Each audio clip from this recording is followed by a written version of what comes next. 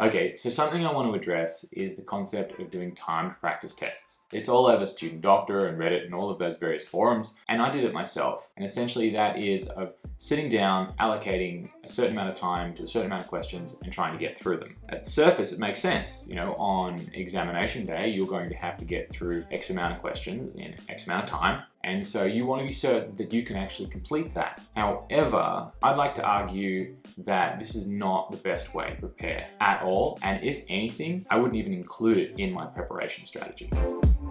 First though, let me say there is a caveat to this. If you can sit down and you can do an ACE practice test and you can get 90 or 95% of the questions correct, then you switch this video off, you probably don't need it. But if you're watching this because you want to improve your GAMSAT score and you're really not happy with it, then it might be worth listening on. The thing about the GAMSAT is it could be analogous to any sort of skill-based sport or instrument or activity. And what I mean by this is you require certain skills and certain knowledge, and then you require the ability to do that quickly. The problem arises though when people try and do it quickly without having developed those skills and those techniques previously. It's similar to learning to play guitar. When you learn to play the guitar, there's a whole lot of technical components to it, the way you put your fingers on the fretboard, the way you pick the strings, how you move, etc. But then you also need to be able to do it in time with the music. Sometimes that means you need to do it quickly, sometimes that means you need to do it slowly. But when you're actually learning to play the instrument, or even learning to play the song, it's really important that you break that song down or those techniques down into their component parts and learn them slowly. And this is exactly the same with the GAMSAT. If you can only answer half the questions correctly, you can't sit there and try and race through them and be like, well, I just have to get 50% of the questions right and boom, boom, boom, boom, boom, boom, boom, and go through in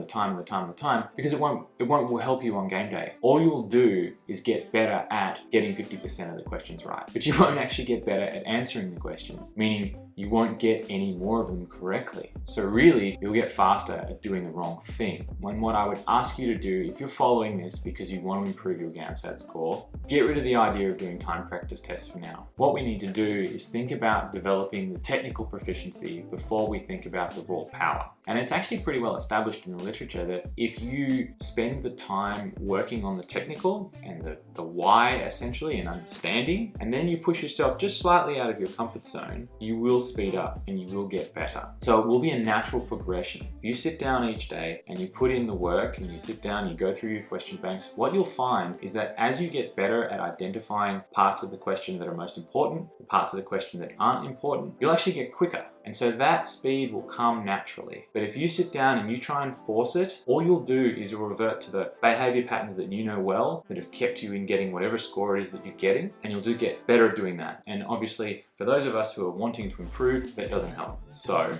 my ask here, this is exactly what I did, and I tell you it bloody worked, is focus on being accurate over being fast as much as you can, and I promise you, you'll get better. If you like this, please share with your friends, like and subscribe, turn on those notifications. I look forward to more videos with you. Thank you very much. Have a good one. Bye.